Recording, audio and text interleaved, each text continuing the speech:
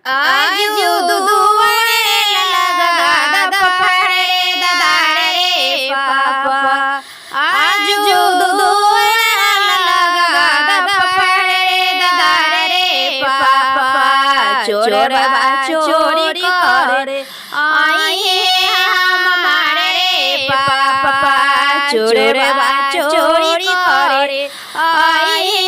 हमारे पापा दुआरे लगा दफड़े दारे बेटी आजू दुआरे लगा दफड़े दारे बेटी